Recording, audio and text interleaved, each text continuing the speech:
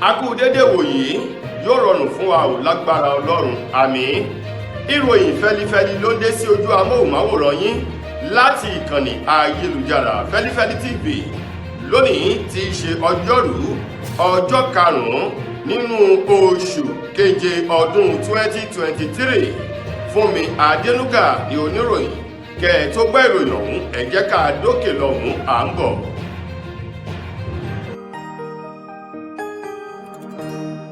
Ìròyìn Feli-feli TV àjààbálẹ̀ làwọn ìròyìn ti wà máa wò lóòrèkóòrè.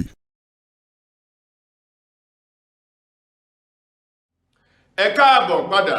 ìròyìn Feli-feli rèé lẹ́kùnrẹ́rẹ́. Ẹni tó jẹ́ alága fún ẹgbẹ́ òṣèlú APC ní orílẹ̀-èdè yìí, Abdullahi Adamu lánàá ti ṣe ọjọ́ ìṣẹ́gun ló ti kóró ojú o tó sì fi ìbínú rẹ̀ hàn sí ìgbésẹ̀ eléyìí tí ààrẹ ilé ìgbìmọ̀ asòfin àgbà orílẹ̀-èdè wa Nàìjíríà ẹlẹ́kẹwàá tí ó gbé o pẹ̀lú bó ṣe yan àwọn ọmọ oyè nínú ilé ìgbìmọ̀ asòfin àgbà ọ̀hún láì jẹ́ wípé ẹgbẹ́ òṣèlú APC pẹ̀lú àwọn ìgbìmọ̀ amúṣẹ́yàwó tó fi mọ́ àwọn gómìnà kọ̀ọ̀kan tó jẹ́ tẹgbẹ́ òṣèlú APC ọ̀hún wọ́n mọ̀ sí ìgbésẹ̀ náà. Godwin Akpabio lánàá ti ṣe ọjọ́ ìṣẹ́gun òun ló yan àwọn ènìyàn sí àwọn ipò tí ààyè rẹ̀ ṣí sílẹ̀ nílé ìgbìmọ̀ asòfin àgbà láti dibẹ̀ mú kí iṣẹ́ kó lè bẹ̀rẹ̀ lákọ̀tún fún ìlọsíwájú àti ìdàgbàsókè orílẹ̀-èdè wa Nàìjíríà. Lára àwọn ènìyàn eléyìí, Godwin Akpabio ti ṣe ààrẹ ilé ìgbìmọ̀ asòfin àgbà èyí tó yàn sípò ńbẹ̀ láti rí ẹni tó jẹ́ asòfin láti gbùngbùn ìpínlẹ̀ Èkìtì Ọpẹ́yẹmí Bámidélé òun ni ó jẹ́ olórí àwọn ọmọ asòfin èyí tó pọ̀ jù. Bákan náà ni Godwin Akpabio ló tún mú Dave Umahi gẹ́gẹ́ bí igbákejì ọmọ ilé ìgbìmọ̀ asòfin èyí tó pọ̀ jù tí ó jẹ́ olórí wọn o láti ìpínlẹ̀ Ebonyi. Bákan náà ló tẹ̀síwájú o láti mú àwọn ọmọ ilé ìgbìmọ̀ asòfin eléyìí tó jẹ́ wípé wọ́n kéré jùlọ tó sì yàn wọ́n sí ipò lóríṣiríṣi o. Níbẹ̀ náà ló ti mú Ali Ndume láti jẹ́ chief whip láti ìpínlẹ̀ Borno, nígbà tó mú Lọ́lá Ashiru láti ìpínlẹ̀ Kwara kó jẹ́ igbákejì chief whip nílé ìgbìmọ̀ asòfin àgbà ọ̀hún. Bákan náà ló tẹ̀síwájú láti mú àwọn ọmọ ilé ìgbìmọ̀ asòfin èyí tó kéré jùlọ. Níbẹ̀ náà ló sì mú igbákejì. Bẹ́ẹ̀ ni Godwin Akpabio ló tò àwọn ọmọ oyè mú lọ lánàá, ṣùgbọ́n ẹni tó jẹ́ alága fún ẹgbẹ́ òṣèlú APC ní orílẹ̀-èdè yìí, Abdullahi Adamu, ó ní erémọdé òun ni Godwin Akpabio ló ń ṣe àti wípé òun kà kún ìròyìn ẹlẹ́jẹ̀ nítorí wípé ẹgbẹ́ òṣèlú APC àti àwọn ènìyàn tó yẹ kí wọ́n mọ̀ sí ìgbésẹ̀ náà wọn ò mọ̀ sí kó tó di pé ó gbé ìgbésẹ̀ ọ̀hún. Ṣé Yorùbá bọ̀ wọ́n ní ahọ́n àti eyín wọ́n ń bára wọn jà wọ́n sì ń parí rẹ̀ láàrin ara wọn níbẹ̀ ni. Àdíá fún òwe tí gómìnà ìpínlẹ̀ Ọ̀yọ́ onímọ̀-ẹ̀rọ Ṣèyí Mákindé èyí tó pa fún àwọn àgbààgbà nínú ẹgbẹ́ Afẹ́nifẹ́re èyí tó jẹ́ pé wọ́n ń bára wọn jà lórí ọ̀rọ̀ ọmọ oyè eléyìí tí oníkálukú wọn ṣe àtìlẹ́yìn fún nínú ètò ìbò àwọn ààrẹ èyí tó wáyé ní oṣù kejì ọdún tá a wà yìí. Ní báyìí gómìnà ìpínlẹ̀ Ọ̀yọ́ onímọ̀-ẹ̀rọ Ṣèyí Mákindé lánàá ti jẹ ọjọ́ ìṣẹ́gun òun ló sọ wípé gbogbo ogun wàhálà òun lásìgbò èyí tó ń súyọ nínú ẹgbẹ́ Afẹ́nifẹ́re òun fẹ́ kí ogun ọ̀hún kó lọ dò kó lọ mumi kí ohun gbogbo kó sì padà bọ̀ sípò kálàáfíà kó jọba Ní báyìí gómìnà ìpínlẹ̀ Ọ̀yọ́ Mákindé òun ló pe àwọn àgbààgbà méjì tó jẹ́ ògbóǹtarìgì nínú ẹgbẹ́ Afẹ́nifẹ́re tí ṣe ẹgbẹ́ ọmọ Yorùbá èyàn olóyè Ayọ̀ Adébánjọ àti olóyè àgbà Reuben Fásọ̀rántì wípé kí àwọn méjèèjì kí wọ́n máa bára wọn ṣe kí wọ́n gbàgbé ọ̀rọ̀ àná kí wọ́n jẹ́ kí àlàáfíà kó jọba nínú ìpàdé àti eléyìí tí wọ́n ṣe èyí tó wáyé nínú ilé ìtura kan tó wà nínú gbọ̀ngàn ilé ẹ̀kọ́ gíga fáfitì tìlú Ìbàdàn tó wà ní ọ̀nà Mọ́níyà lọ́hùn-ún níbi tá a ti rí àwọn àgbààgbà lọ́kùnrin lóbìnrin nínú ẹgbẹ́ ọmọ Yorùbá ọ̀hún tí wọ́n pè ní Afẹ́nifẹ́re tó fi mọ́ gómìnà ìpínlẹ̀ Ọ̀yọ́ onímọ̀ ẹ̀rọ Ṣèyí Mákindé o níbi tí wọ́n ti tilẹ̀kùn mọ́rí ṣe ìpàdé náà ní gómìnà Ṣèyí Mákindé ti ń sọ wípé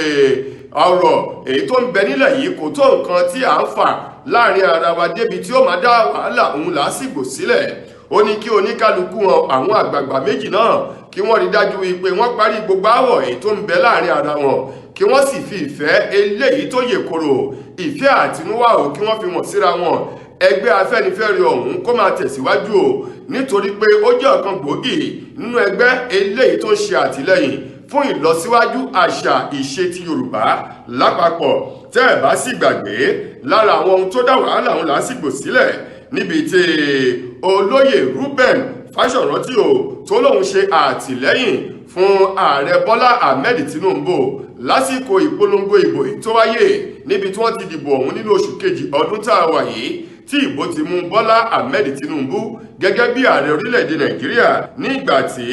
olóyè Ayọ̀ Adébánjọ tó ń ṣe àtìlẹ́yìn fún ọmọ oyè Peter Obi èyí tó wà látinú ẹgbẹ́ òṣèlú Labour Party níbi tí wàhálà ọ̀hún tó ti súyọ ní ìgbà náà. Ṣùgbọ́n báyìí o gómìnà Mákindé ò ti ìpínlẹ̀ Ọ̀yọ́ ó ti ní kí wọ́n gbàgbé ọ̀rọ̀ àná kí wọ́n jẹ́ ká mú ọ̀rọ̀ tuntun kí àlàáfíà kó jọba láàrin àwọn méjèèjì. Kò jẹ́ bí ọ̀rọ̀ ọ̀hún ti jẹyọ nínú ìpàdé náà èyí tó wáyé lánàá nílùú Ìbàdàn. Àjọ eléyìí tó ń ṣe kò kárí ìdánwò jáàmbù ní orílẹ̀-èdè Nàìjíríà àti ti ẹ̀ka ìpínlẹ̀ Anambra o àwọn ni wọ́n ti kéde rẹ̀ báyìí tí wọ́n ti fi òfin de akẹ́kọ̀ọ́ ọmọbìnrin lẹ́ẹ̀kọ́ girama eyín Èjìkẹmẹ Joy Imezoma wípé ọmọ òun kò gbọdọ̀ kọ ìdánwò jáàmbù fódìdí ọdún mẹ́ta pẹ̀lú bí wọ́n ṣe fi òfin de ọmọ náà láti má lè lọ́wọ́ o nínú kíkọ ìdánwò jáàmbù látàrí ẹ̀sùn tí wọ́n fi kọ́ ọmọ ọ̀hún wípé ó ṣe àlùpàídà ìdáwọ́rú o pẹ̀lú bó ṣe gbé ayédèrú èsì àbájáde jáàmbù àti UTME eléyìí tí ọdún 2023 bó ṣe bẹ̀rẹ̀ sí ní kéde ayédèrú èsì ìdánwò ọ̀hún fún ayé gbọ́ o gẹ́gẹ́ bí wọ́n ti tẹ̀síwájú nínú ọ̀rọ̀ wọn. Wọ́n ní ọdún 2021 ni wọ́n ti fi òfin de gbogbo àwọn akẹ́kọ̀ọ́ ọ̀hún èyí tó bá ti ní àǹfààní láti kọ ìdánwò UTME tàbí jáàmbù wípé àjọ tó ṣe kò kárí jáàmbù ní orílẹ̀-èdè yìí wọn ò ní fi àtẹ̀jíṣẹ́ oní ìránnilétí tá a mọ̀ sí notification wọn ò ní fi ránṣẹ́ ò sí akẹ́kọ̀ọ́ kọ̀ọ̀kan èyí tó bá kópa nínú ìdánwò ọ̀hún látàrí bí àwọn akẹ́kọ̀ọ́ náà ṣe ń lo àǹfààní ìránnilétí àtẹ̀jíṣẹ́ ọ̀hún láti máa fi ṣe àwọn ìwà eléyìí tí kò tọ́ pẹ̀lú bí wọ́n ṣe ń yí èsì ìdánwò náà èyí tó fà á kí àjọ jáàbù fi òfin dè é. Wọ́n ní ṣùgbọ́n nínú ọ̀rọ̀ Èjìkẹmẹ ó sọ wípé òun gba àtẹ̀jíṣẹ́ oníránnilétí náà èyí tóun lọ fi lò láti lọ da ẹ̀ẹ̀dà èsì ìdánwò ọ̀hún èyí tí wọ́n ń pè ní result notification èyí tó fi gbé jáde o látòrí ayélujára. Ṣùgbọ́n ọ̀rọ̀ tún yàtọ̀ láti ọwọ́ àwọn tí wọ́n ń kọ ìwé tó sì jẹ́ pé wọ́n jà fún ẹ̀tọ́ ọmọ ènìyàn eyín Human Rights Writers Association of Nigeria Uriwa lánàá ní tiwọn ò làwọn sọ wípé ọ̀rọ̀ tí jáàbù sọ yìí wọ́n ní ọ̀rọ̀ lásán ni o àti pé wọ́n fẹ́ fi ọwọ́ lágbá Èjìkẹmẹ Joy lójú ni o wípé àwọn yóò bá àjọ jáàbù kẹsẹ̀ bọ ṣòkòtò kan náà nítorí wípé ìlú tó bá lọ́ba tó sì ní ìjòyè tó ní òfin o ó yẹ kí wọ́n tẹ̀lé ìlànà àtòfin nínú ọ̀rọ̀ àwọn tí wọ́n jà fún ẹ̀tọ́ ọmọ ènìyàn yìí. Wọ́n ní bí ó bá jẹ́ rí pé ènìyàn kan ń bẹ nídìí orò tó mú orò kéènì báwo ni Èjìkẹmẹ yóò ṣe gba àtẹ̀jíṣẹ́ eléyìí tó fi hàn wípé àjọ jáàmbù ló tẹ àtẹ̀jíṣẹ́ ọ̀hún sí ọmọ náà. Ilé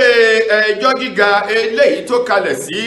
Tafawa Balewa Square ní ìpínlẹ̀ Èkó ni wọ́n ti dá ẹjọ́ ẹ̀wọ̀n ọdún 14 fún arákùnrin kan fún ẹ̀sùn ìdígunjalè. Arákùnrin ọ̀hún tí orúkọ rẹ̀ jẹ́ Tèmítọ́pẹ́ Ọlọ́wọ̀ òun ló ti rí ẹ̀wọ̀n ọdún 14 ló ti rí he o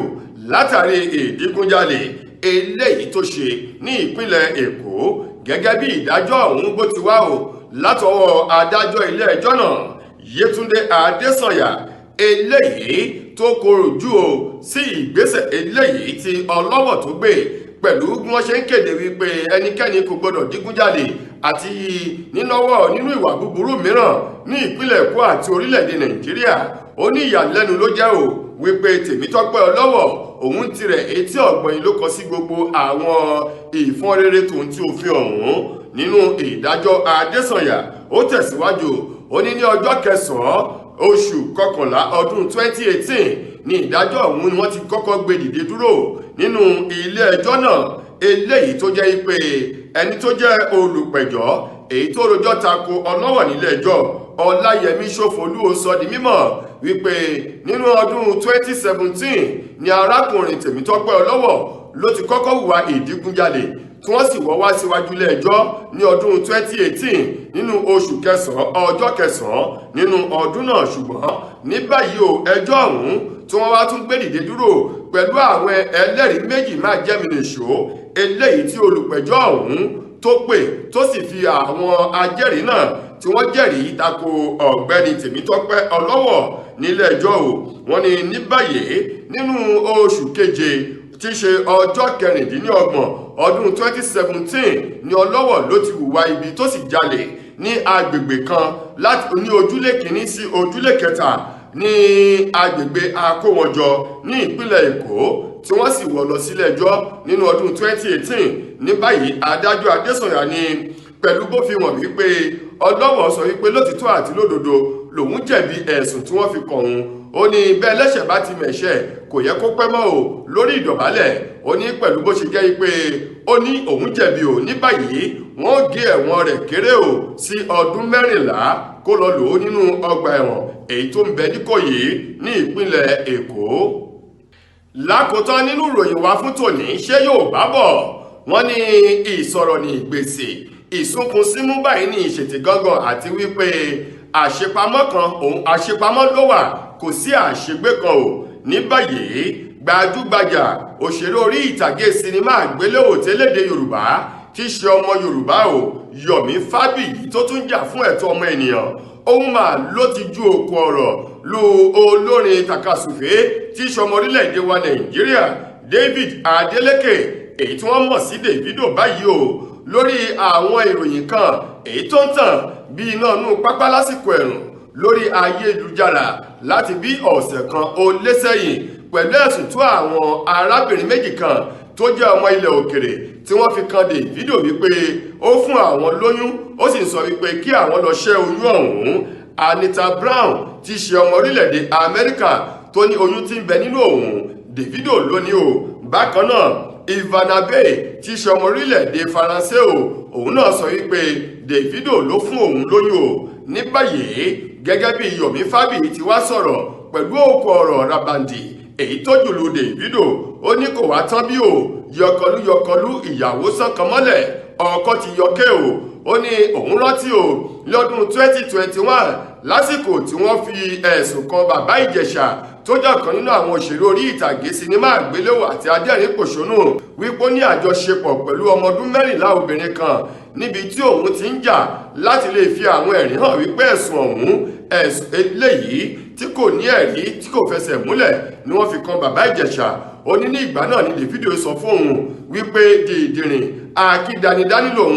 àti wípé òun ṣe lépè lẹ́yìn àwọn tí wọ́n hùwà ìbàjẹ́ tó yẹ kí wọ́n kàn mọ́ igi bí olè tí ń bẹ lọ́wọ́ òsì Jésù. ó ní láti ìgbà náà lòun ti ń sọ fún Davido wípé kó ṣọ́ra rẹ̀ kó sì jìnnà sí ohun tí ò bá kàn án. ó ní ní báyìí o Davido kò jẹ́ nǹkan tí àwọn ènìyàn pè é. ó ní ó fi awọ èèyàn ó fi bóra ní ṣùgbọ́n ìwà ẹranko àti oníṣẹ́ ibi òun ni Davido. níbi tí Yomi Fábíyì ti tẹ̀síwájú ó ní ọ̀pọ̀lọpọ̀ àwọn ìwà búburú o ní Davido ń wù lábẹ́nú ṣùgbọ́n tó ṣókùnkù sí àwọn olólùfẹ́ rẹ̀ àti ọ̀pọ̀lọpọ̀ ọmọ Nàìjíríà tó sì hàn kedere sí àwọn tí wọ́n jọ ń ṣiṣẹ́ amúlùúdùn ṣùgbọ́n tó jẹ́ pé wọ́n daṣọ́ bò ó ní Davido eléyìí tó ń gba ògo ológo láti lò fún ògo ara rẹ̀ tí àwọn ènìyàn rò bí ẹni rẹ̀ láì mọ̀ yìí pé ẹni ibi ni o. ní báyìí Yomi Fábíyì fi kún ọ̀rọ̀ rẹ̀ lákòótán ó ní Ọlọ́run yóò ṣe ìdájọ́ Davido bó ti tó àti bó ti yẹ pẹ̀lú bó ṣe ń fi àwọ̀ burúkú orúkọ burúkú o bó ti ń lẹ̀ mọ́ òun lára. tó ẹ̀yin ará ìròyìn fẹ́lifẹ́li kò ní jù báyìí lọ láti ìkànnì ayélujára Feli-feli TV lónìí tí í ṣe ọjọ́rú Fúnmi Adélúgà lẹni tó mú ìròyìn wá sí ojú amóhùnmáwòrán yín. Títí di ojúmọ́ ọ̀la, ire àtayọ̀ òun la ó fi pàdé. Ẹ ṣeun gan ni o.